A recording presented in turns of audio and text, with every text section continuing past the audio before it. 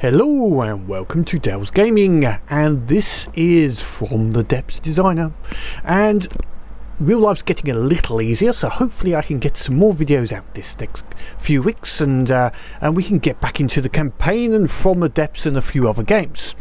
So in this episode I'd like to get back into the flow with one of my favourite things, which is building stuff in From the Depths. And in this episode what we're going to do is look at another ship to help support the US Navy group within the campaign, and also I want to look at Cram cannons and advanced cannons, differences between the two in current build, and also the new ring shields. So we're going to have a look at those. The vessel that I have chosen, as was mostly in the description, is the Cleveland class light cruiser. I will go into some more history in my other channel, so look for a description in the comments or in the description to a slightly longer version of history. But this ship was quite iconic. A lot of them built from 1940 onward. I think there was 57 planned, but 27 built. It was also the basis for the Independence class fast carriers, and also it got built into some of the first missile cruisers, with the Galveston and the Providence being conversions from the Cleveland into missile cruisers. So it's quite a good little ship to have, and yeah, fits within the theme we're going for. Now its primary is going to be an anti-air, an AA cruiser, which was sort of in keeping with its original design, and we'll leave the Omaha as a primarily an anti-sub and surface. This is going to be, so this will be small surface ships and aircraft, so it's going to have lots of AA and the main guns. Okay, so going through the various parts of the ship. Armour size, we're not going to have much armour in this ship, which is one of the reasons we need the shield. In keeping with the basics of the light cruiser, this is going to be the armour scheme. It's just going to be some light alloy and potentially a ablative armour to give us a bit of high AP protection, and then wood and maybe a little bit of a citadel inside. So it's not to be heavily armoured. But then we're going to look at putting some ring shields in just to increase that armour class a few levels, and we'll look at what is the advantage comparing the power usage of the ring shields to the normal type of projected shields, and just see what sort of thing we're getting. The other side is going to be its main weapons. The original Cleveland had 4 turrets, 2 at each end, but each triple turrets, they were 6-inch guns, which in this game, you know, a 6-inch equivalent Cram would be a bit fairly pathetic. So I'm going to go the same as I did with the Omaha. This was the Omaha turret down here. I'm going to go for a 652mm gun, which will give me a range of about 1300 meters thereabouts. And as you can see, some of the various bits on it, minimum load, it's going to be 10 AP, kinetic damage 940, and an explosive of 1600. So okay, not hyper fast firing, but okay at the range, and it's a bit of fun. Now comparing that over for the size of the turret and barbette we're going to need, and my Tetris is not great on these. One of the reasons I come up with, even when looking at other schemes, is some of them rely on the ID numbers of the firing pieces to ensure equipment connects correctly. But when you do repairs or do a build by block, sometimes the ID numbers get changed and it does not connect as you originally intended. So the Tetris on both of these are fairly conservative to ensure that they get same size, same fire rates, etc. So they could be improved, but they're good enough for what I'm looking for at this moment.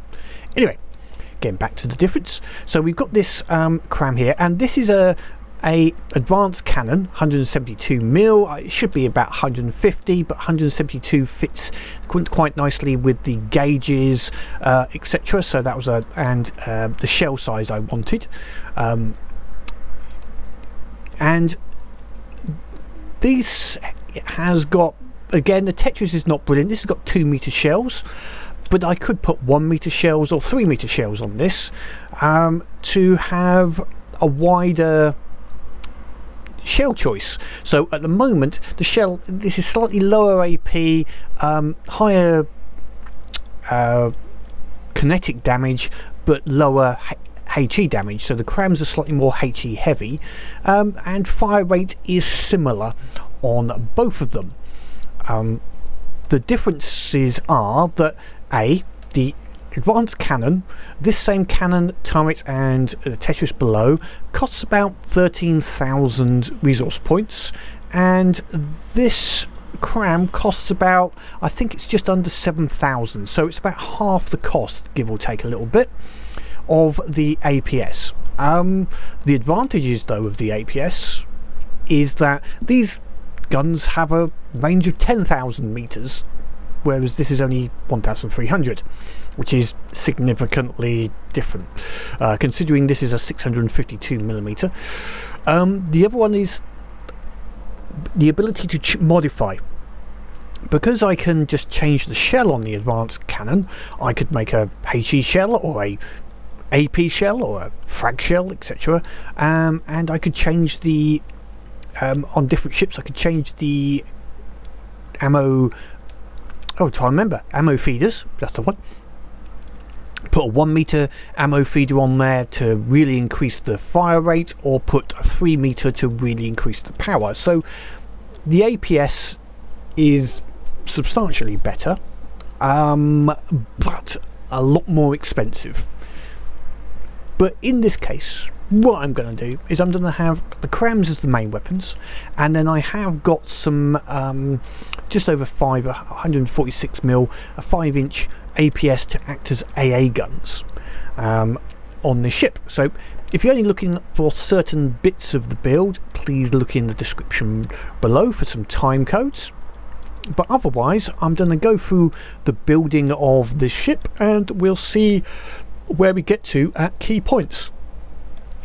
So first of all, let's get a start of this vehicle going. So I'm going to try and keep a few of the key looks and design of the original Cleveland, and in that regard, some of the key points are, as in, I've got, hopefully I have a picture up on screen. The basic design was a flush deck cruiser.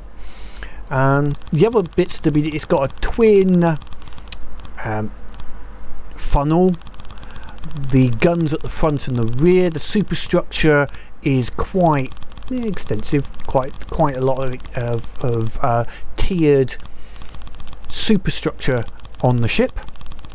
And of course we've got those the big triple turret guns, front and rear. And speed wise, we're going to try and get it up to speed up to cruising around 10 meters a second, so when not in combat, and then have a speed somewhere around 16 hopefully when in combat speed. Okay, let's see how big this is. So I think that's to be big enough to put the guns in now. So I've got quite a large area, as you can see here.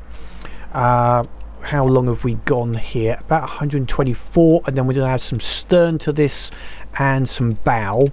So these are going to be the gun positions. So I reckon the overall length is going to be around the 160, maybe, yeah, about 160, 180.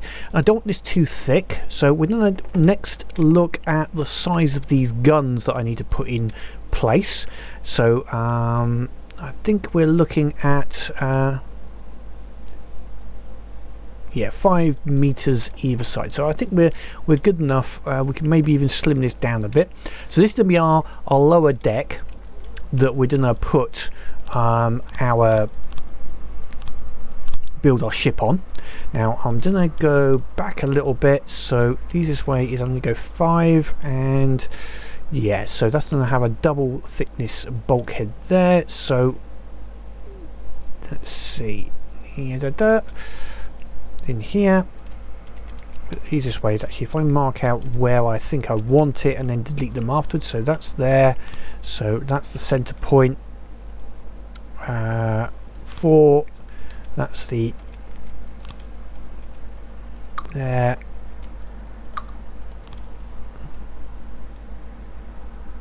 I think that's right. So we've got, I think the lower part of this gun is 5 meters, needs 4 meters clearance each side of the main turret. So now let's just put one of them down. So it's a 652mm triple cram. That looks like the one. So 6,700 resource points. We'll put a 3 meter 1-axis turret.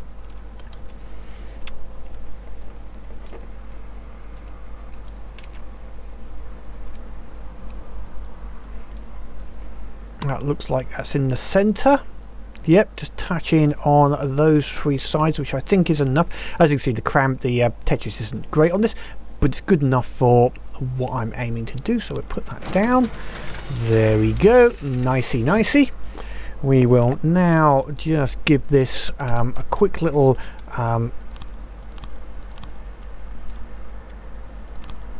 go around the outside just to make sure everything is covered. So that's the first turret put into place. Now the barbette is not that well defended on this gun. Defended is, well, armoured, should we say, sorry, not rather than defended, but that's partially intentional. These are light cruisers after all, so you know, I'm not intending to have a high amount of incoming fire on this particular ship. Now the next turret behind it, we need the barrels going above this, so it's got to be 2 levels above. So the barrels have got to be just going 2 levels higher. So that means just below here we need to have a little bit of a base, and we'll give ourselves a little gap. We've got 2 there, and then we'd go another 2, and then we'll start it here. So best way to do this, I would say best way, but the way I'm gonna do it, okay, let's just go along like this, and we'll put another block in the center. No, we'll leave that off at the moment.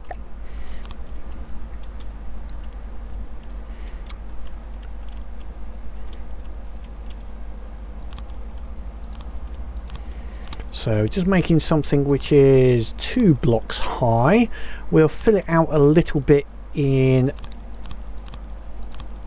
once we've got the basis of where the turret's going to go. So we've got a point there, and then this way we need a 4. So yeah, let's see, we need 4 this way and then 4 that way. So it's up here.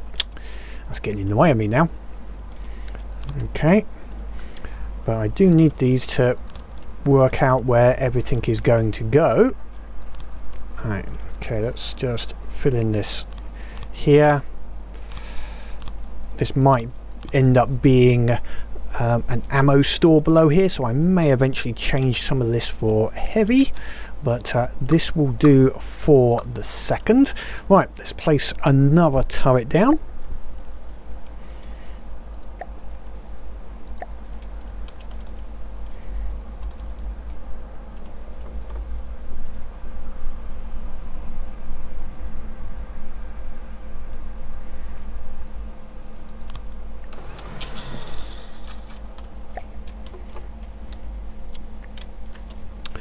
So that's nicely above, so it won't fire hopefully directly into it. It is fairly tight on that. It would be nicer if it was one more up, but I've got a feeling this is going to have the problem that the original one had of being a little bit top heavy potentially.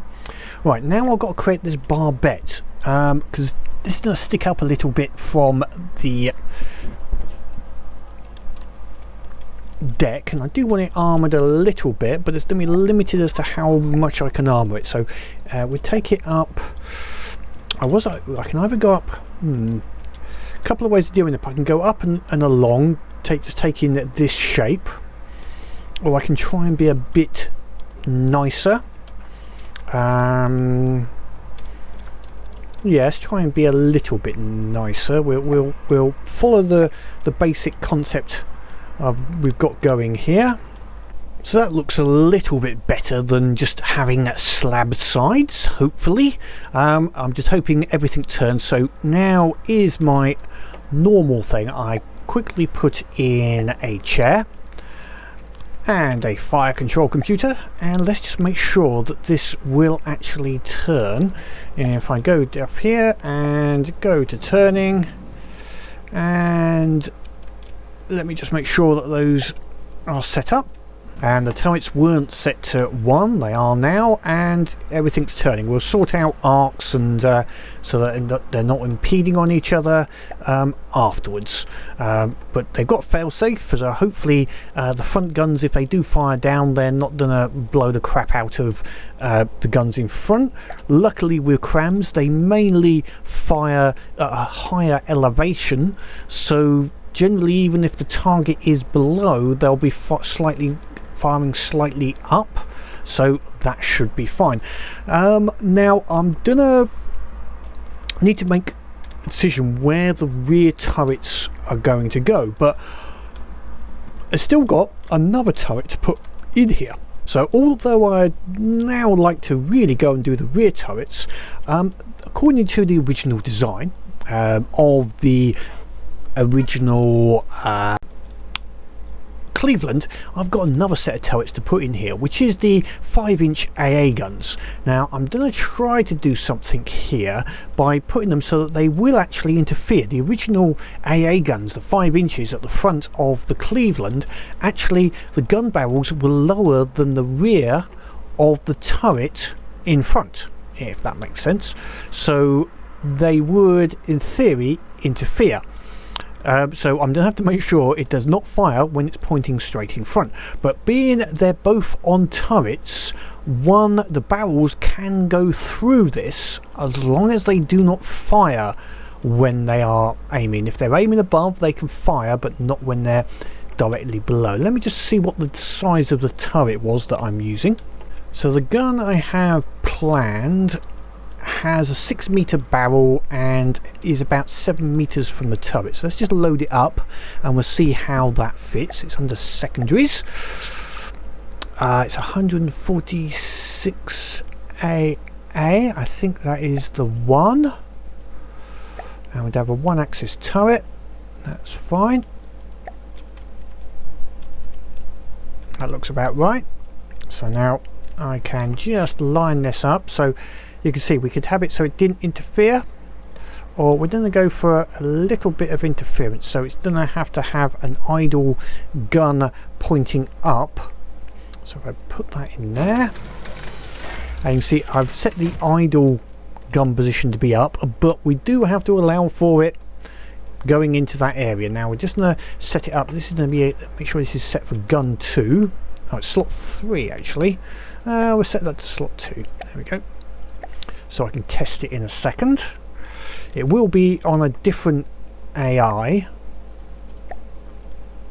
and we'll sort out the fields of fire later, but just as a starting point we'll put the outside of this around as well, because this has just got a fairly simple, let's just make this a little stronger.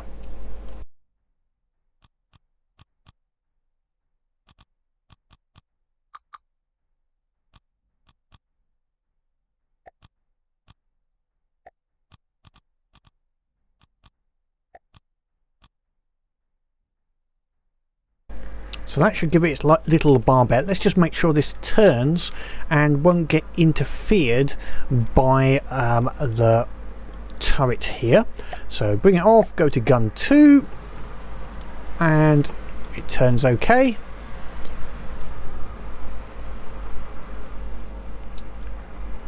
That looks fine to me.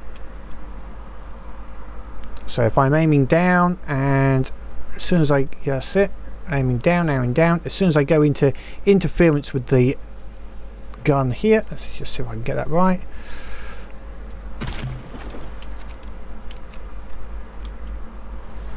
There we go. So it will pass through the gun without a problem, and hopefully with a fail safe it won't shoot it, which would be a great benefit. And the Cleveland had a suite of 6 of these guns. It had another set at the rear plus a set either side. So what we'll do is we'll look at roughly spacing we want. I've got to allow enough for the deck area. The armour scheme, I think that should be, I need a little bit more, I think. Let's see, there, space, wood, oblique. I think, yeah, okay, that is about fine. That is about fine. So I can go in a couple from this. So I could make these barbettes a little bit lighter, which maybe if I'm getting the same problem the original Cleveland had of being a bit top heavy, I can always go and change these for a bit of light alloy maybe and just lighten them up a little bit, but we'll go with it for the moment. My width is about right. I think we can get a little bit more width once we'll put the layer of alloy down the side, so that'll make it about 19 width, and the original was about 20-21, so we could go a little wider if need be, but thinner means that it will be a bit faster. Now I have to do the rear turrets, but I'm not sure exactly where they're going to fit in yet, and I've got a feeling that is a little too far, a little too long by the time I finish with this, so I need to maybe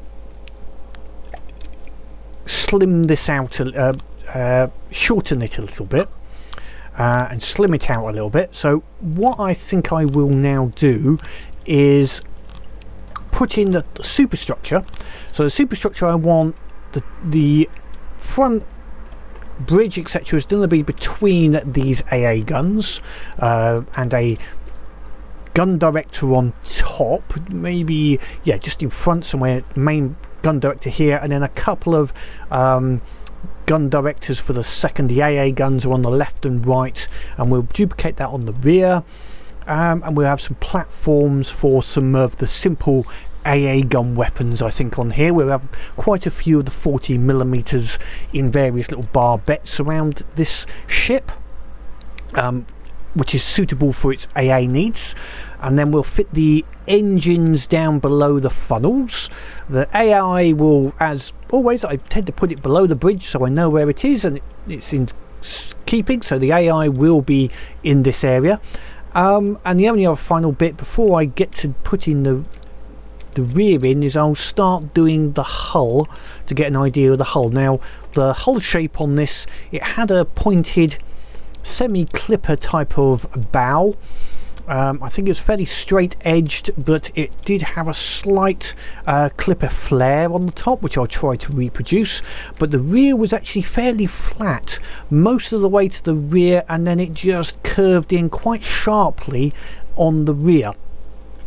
So most of the angle was on the front, but I think I'll get that armour scheme that I'd planned over here, which is basically, yeah, one of those, and then we get some railings on the top just for looks. The railings also have a little extra bit of fun. So basically the armour scheme is going to be one armour there.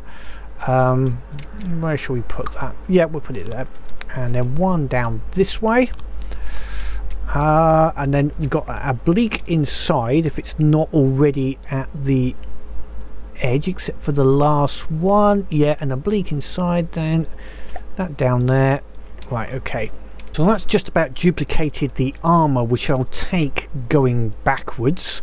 So we have some alloy as an outer with oblique armour, adding as an extra little bit of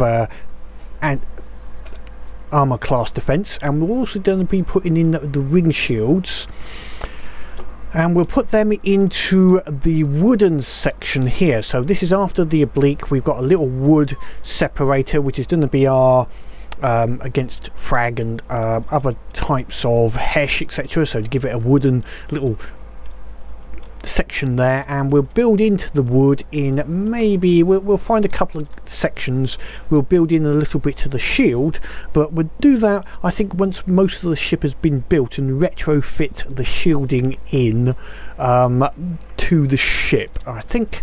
And I have reasons why I'm going to put it into the wood. We're just going to choose the position of it and the size of it, depending on how much power we want to use, but we'll discuss that one later. Let me get to a point where I'm happy to be putting in the next primary bits, which are the rear guns, and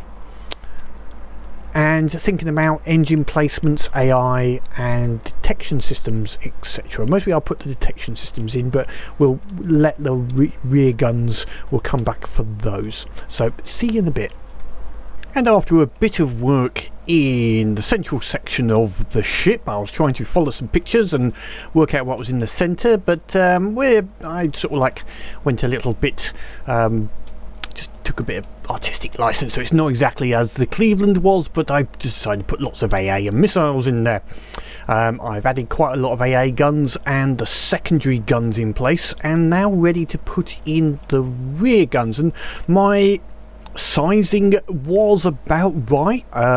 We've ended up with about the right place for the rear guns to go in, so that's gonna be put in about here. So we leave a bit of a gap at that point, and I'd already sort of semi-marked out where I'm gonna put some of these guns along this edge, if I can get the sizing right. See, from memory it was 4 either way, so if I put these down as markers, so there, and the center there and there. Okay, that should be, let's just make sure that's correct. Yep, that looks correct, so we should be in that gap, leaving 3, 4 there. Yep, I have put ammo below these now with some ammo producers, etc.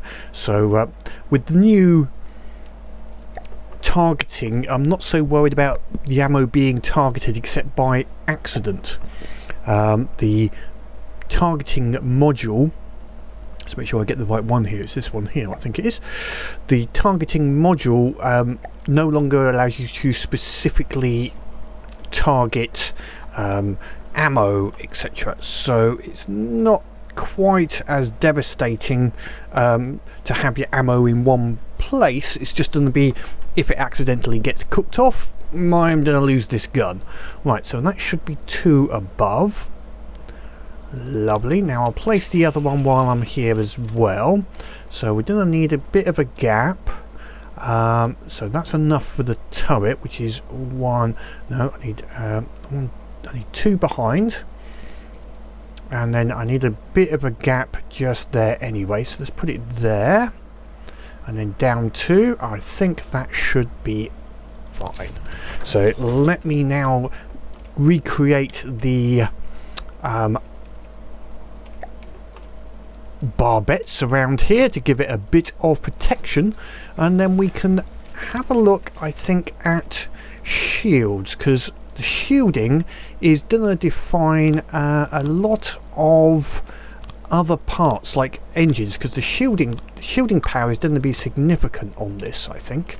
It's going to have to be, because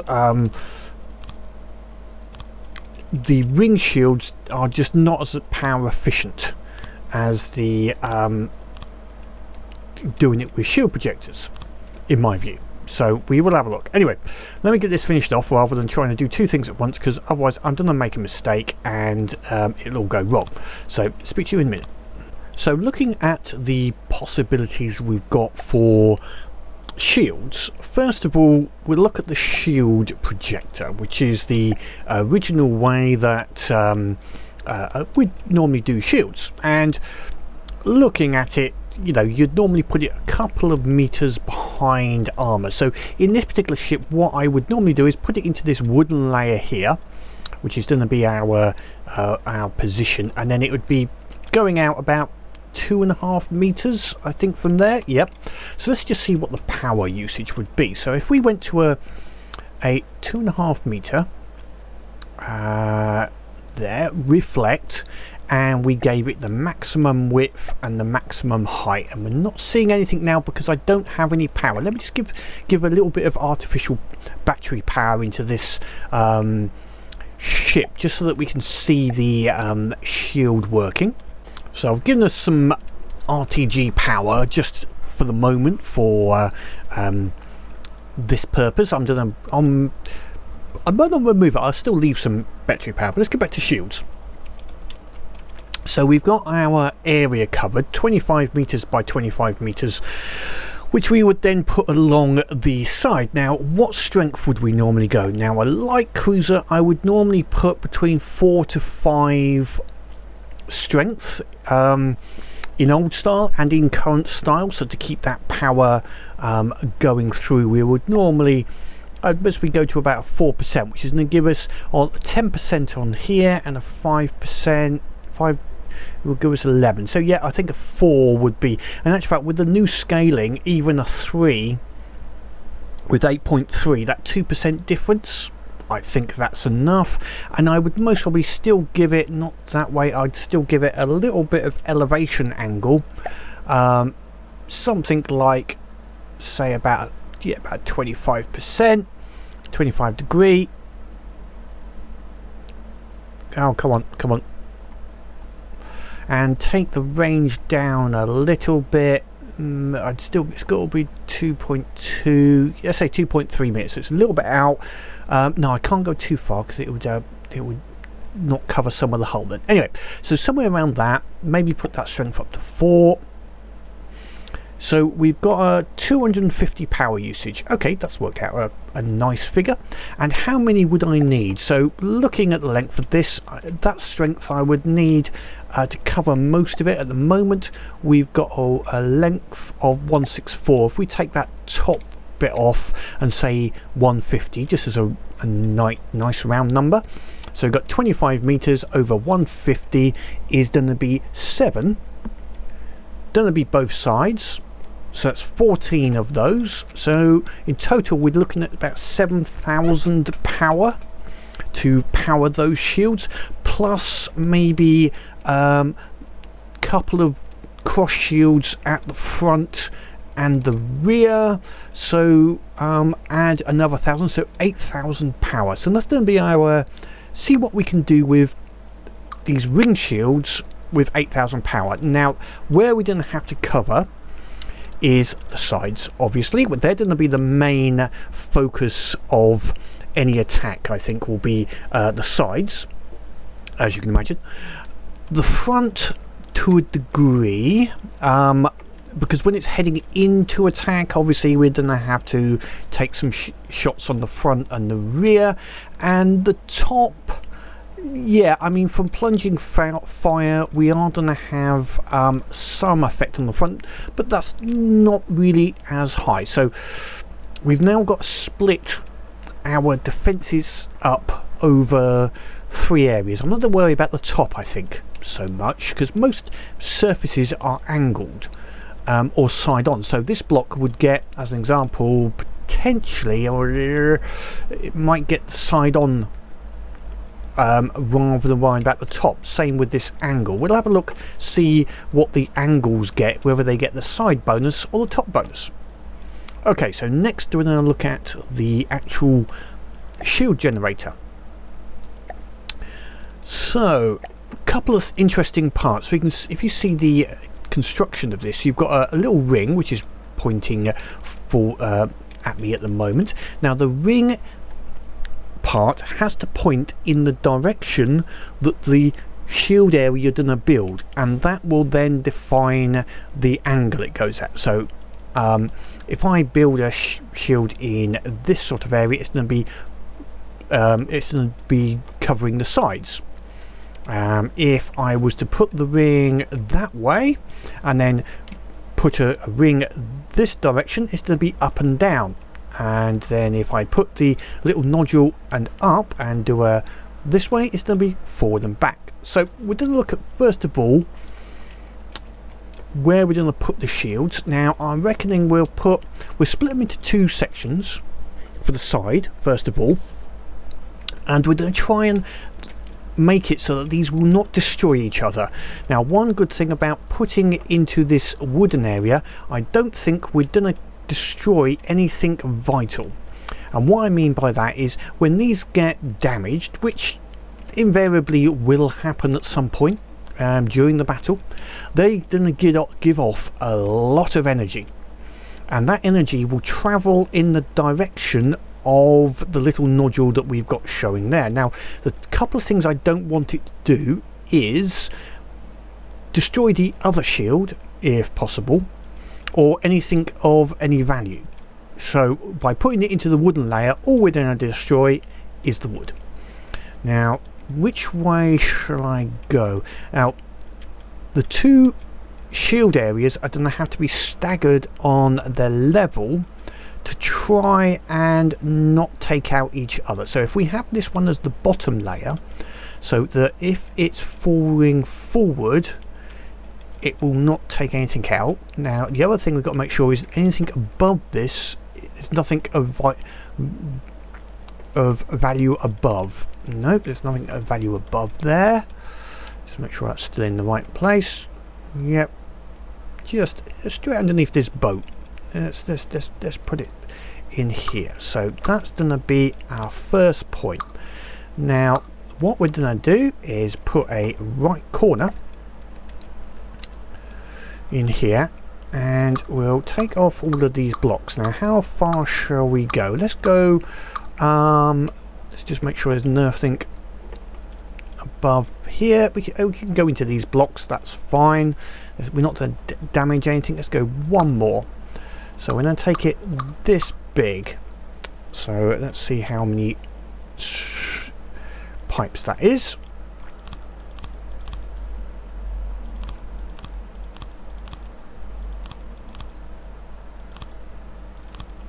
So that's 11 pipes, and then another ring corner.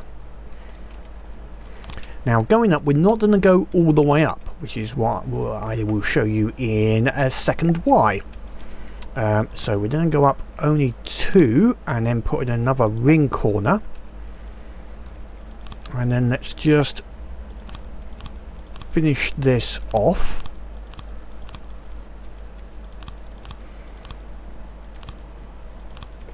Ring corner, and finally a pipe. And that, you can see the colour is changed, so that is now active, and it's taking 930 power at this moment, allowing for full power. We said we had about 7,000 is our aim point, so we actually have another one at the other side, so there's 2.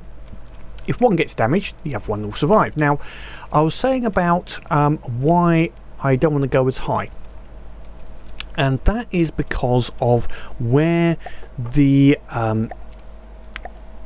if this gets damaged, where it's going to release its plasma, because we set this pointing backwards. So basically anything on this, the plasma is effectively going, let's see, which way did I do this?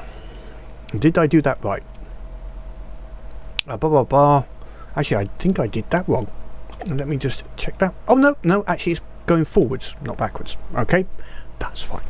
So the plasma is going anti-clockwise.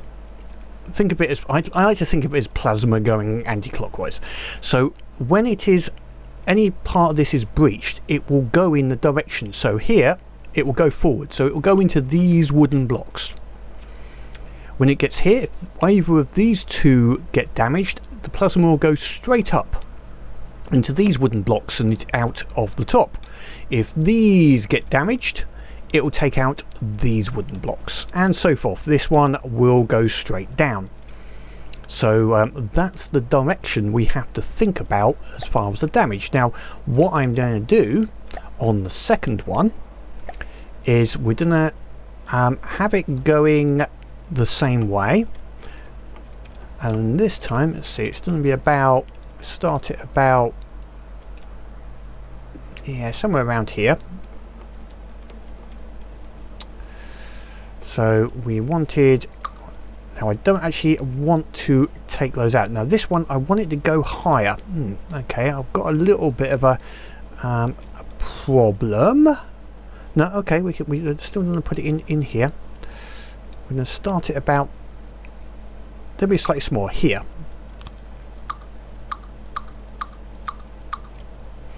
So the plasma is still going forwards on this one, but I've started it one higher. Now that means if I get all of the pipes in, the ring is going, the plasma is going in the same direction. So on this bit, it's going to destroy the blocks going forwards. And I'm colouring this, and I shouldn't be. Anyway, so it'll destroy these bits of wood, which is fine, nothing. The main bit is when this one, if this one was to get destroyed, it's not going to destroy this ring. They're going to now be separate, so they will not get destroyed, or shall we say, they're not going to destroy each other. So this one will go up to the top.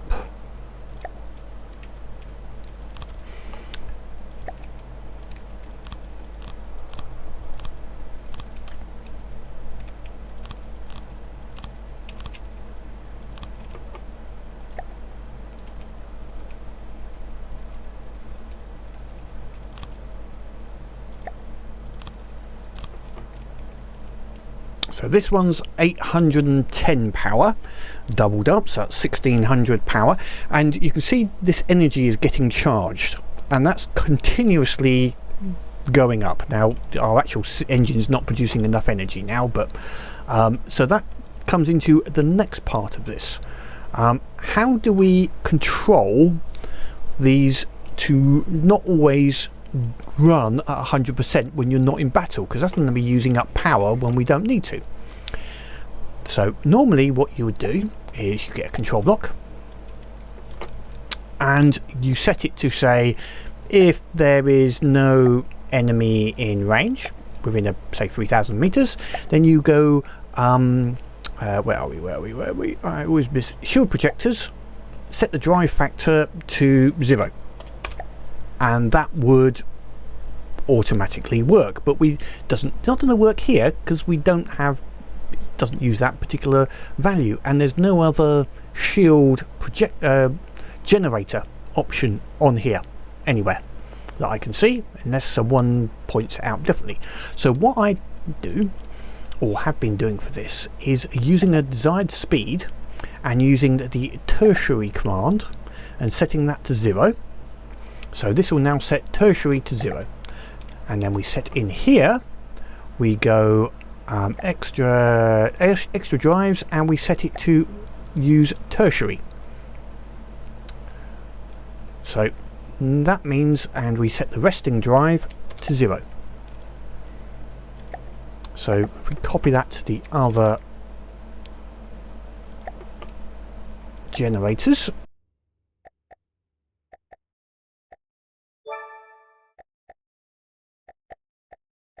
so copy that to the other shield generators, and are now all on tertiary. So they got 0 power, although they do have some energy stored.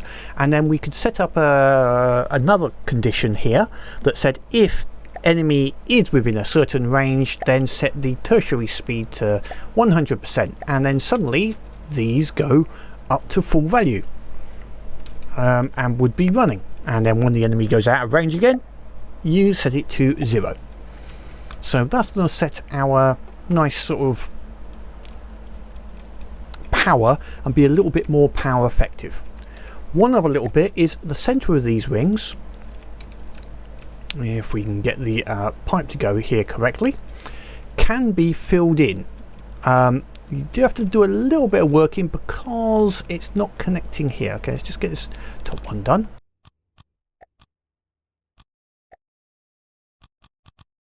That's all happy there. This would still be producing power. It's still effectively got an area. It doesn't see that as filled because it's between the pipes, so you can fill in between, and just to give it a little bit of extra protection and so it doesn't blow, put that there and maybe on the ends of the ring.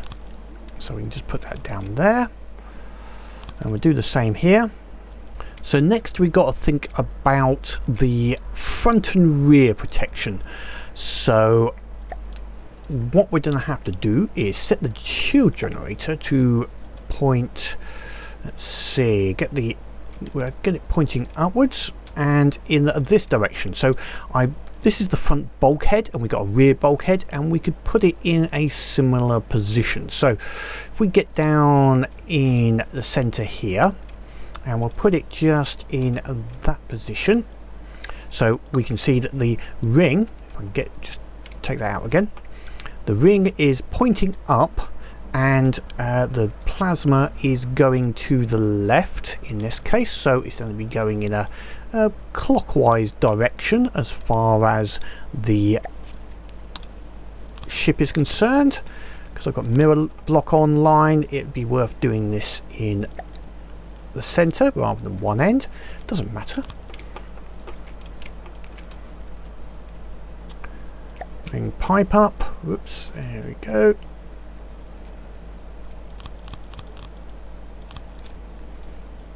Another corner. So again, if this does take anything off, it's just going to take off a little bit at the side, or straight down. There's nothing vital in the way. Okay, so how much power is that gonna use? That's gonna use 810 power and give us a 4.6 armor class bonus, which is not too bad actually. That's an area of 387 meters for 4.6. okay, that's not too bad. Let's set it to use the tertiary drive. There we go. So it's now gone down to 0, and I'm going to reproduce this at the rear. So what effect does all of this ring power actually give us? So if we turn the ring defenses on, so if I just put them up to 100%, and we look at one of these rings, we can get, so forwards and backwards we have a ring area of 118 meters, and the other important bit is we have a modified vehicle area of 387 meters, which is basically the frontal and rear area of the vehicle. So that gives us an armor class of 5.6 front and back, because there is a smaller area of vehicle to cover. And on the left and right we get a modified ring area of 208, so we do have more ring area, but we also have substantially more vehicle area, so we only get a strength of 4. So to counter that, and that's an 810 power, we've got 800, and I think these one is 900, so 18, we say it's 1,000 each, so that's 4,000, and the front and rear, that's 5,000. So we could go a little bit more just to maybe strengthen up the side armor. So two choices, or a couple of choices. I've got to put a load of batteries in here to power these armor. We can increase the size of these, which I think I will do. So just basically I'm going to increase the area of this ring here, or I could put a third ring in. If I put a third ring in, we've got this problem. One of the rings is going to start affecting the other ring, unless I go down a level. I could put a third ring in, say here, and have it go into the metal section one. Yeah, I think I'll do that because that keeps in line with the basic philosophy. So that would be trebling up the ring. Let me just get that one built in place. So with our latest ring, that's going to put us about 7,000 power, and our side is gone up to 17.4. so if we just find somewhere to look at that latest little ring, we'll get into there just to look. There we go. So our side armor is now 4.4. so although I have added another 50%, because of the sheer area we're looking at, we've only got an extra, what was that, about 0.4 armor class for actually a 50%. So you only get 10% for a third of the size. So it's somewhere around the quarter of the size. Anyway, so we're now at our limit. If we look at the power on the side, we're using just under about 6,500 at full ring usage, which is a lot of power. We'll set it down to 0. To really boost this up, I would have to create more rings, which then we're getting into the serious power ranges. And I want to, this is a light cruiser, this isn't a battleship, so I wanted to keep the power in reasonable, and I wanted to do it as something which is comparable to doing the same with normal shields, which are about a level 4 shield. So we're going to go with this. Now I haven't put this on the top, so there's no top down armor, but let's have a look actually what is going to be armored. I'm going to turn it on one more time. So looking at the side, that means this on the side has got boosted to 17.4 from 13. So a nice 4.4. Same on these bits of metal have gone up to 19.4. These bits of wood have gone to 7.4 from 3, which is good. Now something that is only, that's getting up from the side, but if I point at something which is only getting from the top, you can see there's no bonus because we have no up down items. Now even this is getting boosted up to 10.6 from 5, so everything gets boosted. The dishes, this is getting up to 20.6, that's getting a forward and backwards, and this is getting 19.4, it's getting a side. So depending on where this is facing, it's going to get a bonus as well. Turrets, this will be interesting. So that's actually getting the 5.6 for the front and rear, and let's see, this one is not getting anything because it's effectively behind this one. So this is the front turret, so that's getting boosted to 20.6. This is getting the value from the front. If I go over to here, this one's getting the value from the side, because that one is in front of it, so that's getting that. So that's getting the side value, and that would be getting the rear value. Oh no, yes, actually it is, which is surprising. So yeah, the turrets are getting nicely boosted as well, and even the gun barrels themselves should be getting a 15 to 20.6. So yeah, it all works. So the only bit that's not boosted is directly above, no boost there. Other blocks, if they are slightly to the side, so by having everything stepped, most of my directly above are still getting boosted from either the side or front and rear, because they're either sloped or on the actual side as well. So I've effectively minimised now in these turrets, only the centre bit is not getting any bonus, but the edges are.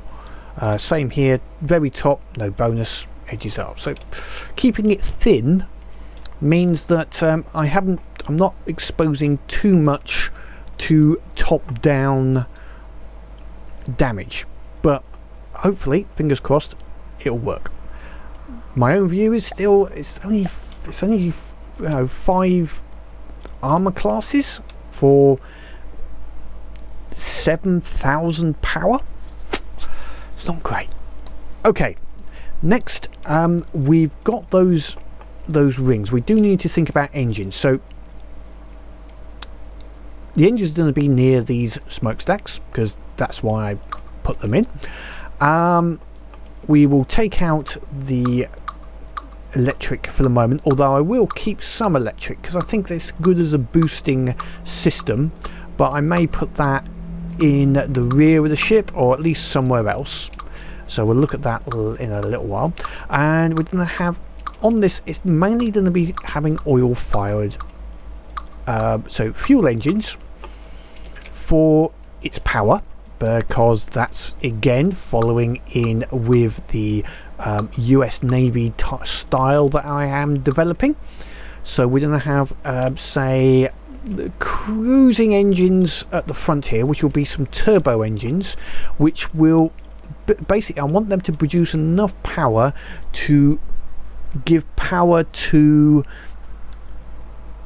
the propellers, which I will also do next as well, because I need to know how much propellers. So let's say 2,000 power to propel everything when not in combat. And I do have a couple of 800 power turbo engines, so I think I can possibly either increase that or double it up a little bit, increase their size a little bit and make them a couple of 1,000 power turbo engines. They're not brilliant turbo engines, but they'll do the job. And we'll also have a little bit more protection. We will, which might actually limit this a little bit. What we're going to do is add a little bit of citadel protection by having an air gap, and then we're going to have a little slope of light alloy, which will basically protect the engine room. So this is going to be protecting all of the engine room, and then we're going to have to build all of the engines within this area. And then the second engine I'm going to need is going to be the one that powers the shield, so that's going to have to be a 7,000 power engine. So yeah, really turbos are not going to be that useful for that type of power engine. It's going to be basically an injector engine, I think. It's going to be the only one that's going to be suitable. But let me just see what I come up with and can build and put in this place. I'm sure people will say, well, just copy one of these mega engines that people have. I like building my engines from scratch because I'm mad like that. We'll get rid of those. Okay, let's see how my standard engine stacks up. So in the engine room, we've just got a few simple engines. I've put three. This is the injected engine, so it's a very simple injected engine, giving us about 8,000 power, and this is only going to be used in battle. So what we're going to do is create a control block, and we're going to, although I haven't got a battery at the moment, I'm going to base it on battery power. I'm going to put a battery that at full use acts as like a buffer for our shields, etc., and that'll have about 10,000 power. So we'll say when it gets down to a certain point, so let's say if the battery is we want 7,000 is our maximum is what we need.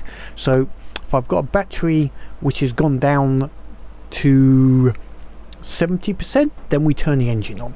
So if it's from 0 to 70%, the engine here, so fuel engine within 3 blocks, set the maximum RPM to 100, and then we want the opposite. So if my battery is fully charged, 99 to 100, actually I would say less than that, we'll say 90 to 100, 90 to 100%, then go to 0.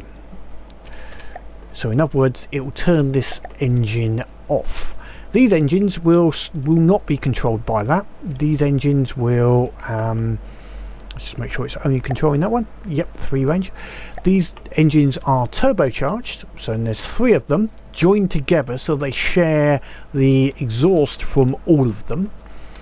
They're not hyper efficient. This doesn't show you the true value, and when running at 100%, they're about 400 power per fuel unit, which is okay, considering they're only going to give out about 2,400 power. Yes, there is better engines, but I built this myself quickly and it works, and it's good enough for what we need here. So that's the engines built. Put them into a little engine room, which is protected by a little bit of alloy armour. Next, what I need to do, which I will do off camera, I need to build the stern and put the propellers and other control points in, and finish off the bow. I started on the bow trying to create a sort of clipper come style bow with what should we say, trying to think of the right word, there's a name for it, where it bows in, but anyway, we'll work on, I'll work on that once I've made it work. So that's what I'm going to work on now, and we'll come back. The other part I need to put in is AI to control all of these, and we'll have 2 AIs. One AI under the main bridge, which will be the primary AI for the main guns and navigation, and a secondary AI which will be under this section, this superstructure, which will be for the secondary guns and controlling primarily AA. So see you in a bit once I have got it in propulsion mode, and then maybe we can give it a bit of a combat test. After a bit of working on the bow and the main propulsion for the craft, it's just about finished, I think, and ready for some battle testing. The cost is a little higher than I would like, and the length is actually quite interesting. It's come out 183 meters, and I wasn't intending for that, but that's almost close to the real Cleveland, which was about 181 meters. So interestingly, that's it's come out about not about right. Speed wise, if I bring up the UI, it does 8 meters in fleet mode, which it is in at the moment, and when in battle mode it will go up to about 16-17 meters a second, which isn't massively fast, but we're only using standard propellers here, mechanical propellers, whatever you want to class them as. We're not using any steam, so in that regard it's quite okay. The idea is to escort. At the moment we have an Arizona out there which we are escorting, set to be slightly behind him on the fleet, so it just needs to keep in position. It only goes into combat mode if an enemy ship gets within about 1,000 meters, because the whole idea is to escort and protect the Arizona. So let's see what it's like with a bit of a battle. So just to explain, I have set the Arizona here on a circular path for escort. You can see we've already done a little bit of testing just to be on the safe side, and the Cleveland is set to be a little bit behind, and the Arizona goes along at about 6 meters in fleet mode, and this goes along at 8, so it should stay. The way that fleet mode works, it will slightly go ahead to the next waypoint, wait for the Arizona, and then come go to the next waypoint, etc. Yeah, let's see. So it is primarily AA aimed. It's got a big weakness. It has no submarine or torpedo defense. That will be the job of the Omaha. I might put some torpedo defense on there. That could be the only side on that, although I could also put in some planes. I have put some catapults and some spawners in here, so theoretically I could put in some Kingfisher anti-submarine planes if there is a submarine detected in any ways. Anyway, let's give it some planes first to go up against, and we'll use the white flares, and we'll give it a, let's see, a mixed bag, so a stinger, a harpoon, and let's give it a couple of spikes because they're quite the top range of the ships. Now obviously the Arizona will also help fighting against these, so to give the Arizona something to shoot at, why don't we give that a treachery? There we go. So all the guns are firing. The main AA guns here fire out to about 2,000. The quad, is it quad? No, octuples will fire out to about 1,500. The dual and quad, there's one spike down, second spike going down, I think. They'll fire out to about 12,000. The 20mm out to about, I think it's about 750, and the 50 cows here will actually fire so it gets within about 500 meters. So yeah, all in all, AI dead, AI 2 damaged. Now I think we've actually got in range of the treachery, maybe just about. So our guns are now also firing at the treachery.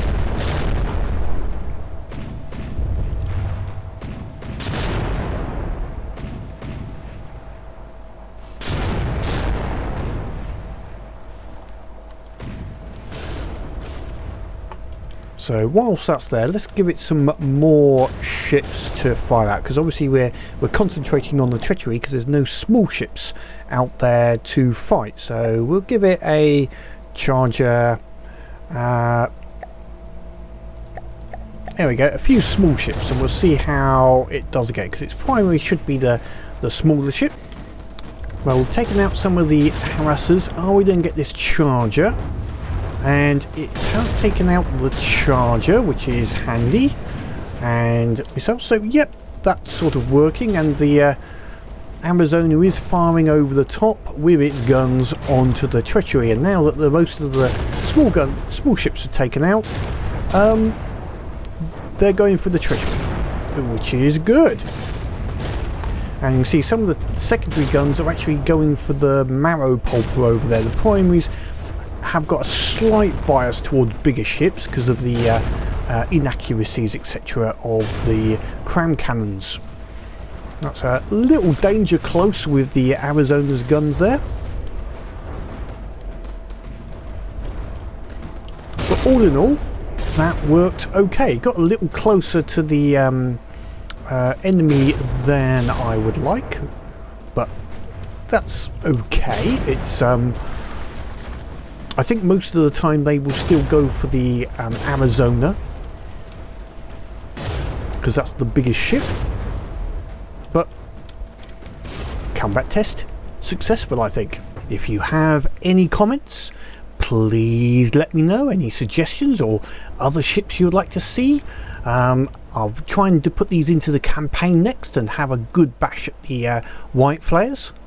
But as always, keep playing the game and have fun.